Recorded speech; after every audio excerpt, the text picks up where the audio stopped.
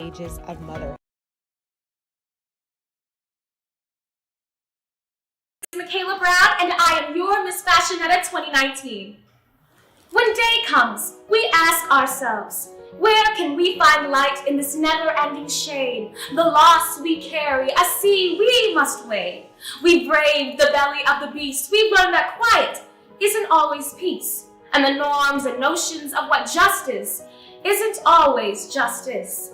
And yet the dawn is ours before we knew it. Somehow we do it. Somehow we've weathered and witnessed a notion that isn't broken, but simply unfinished. We, the successors of a country and a time where a skinny black girl descended from slaves and raised by a single mother can dream of becoming president only to find herself reciting for one. And yes, we are far from polished, far from pristine, but that doesn't mean we are starving to form a union that is perfect. We are striving to forge a union with purpose, to compose a country committed to all cultures, colors, characters, and conditions of men. And so we lift our gazes not to what stands between us, but what stands before us.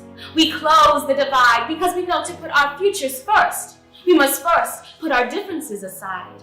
We lay down our arms so we can reach out our arms to one another. We seek harm to none and harmony for all. Let the globe, if nothing else, say this, that even as we grew, we grieved, that even as we hurt, that even as we tired, we tried, that we'll forever be tied together. Victorious, not because we will never again know defeat, but because we will never again sow division.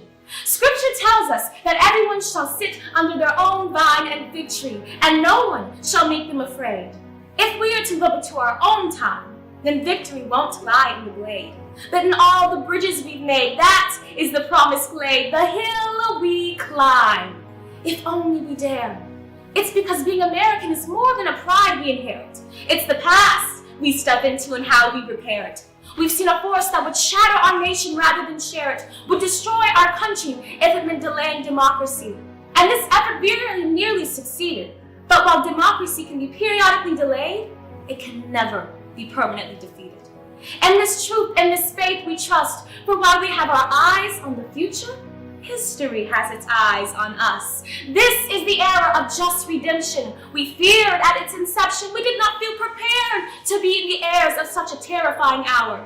But within it, we found the power to author a new chapter, to offer hope and laughter to ourselves. And while once we asked, how could we prevail over catastrophe?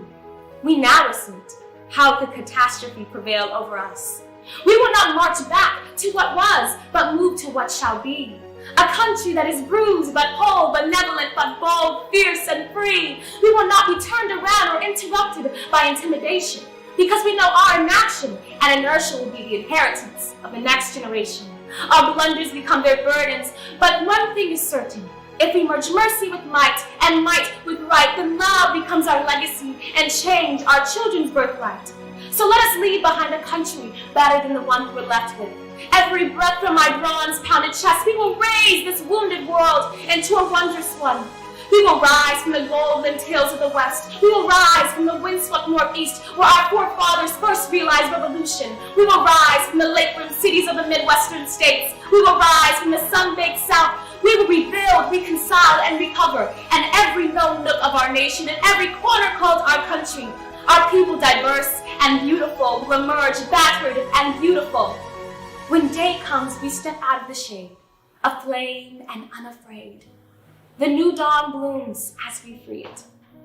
For there is always light, if only we're brave enough to see it. If only we're brave enough to be it. Thanks so much for that amazing performance. Now it's my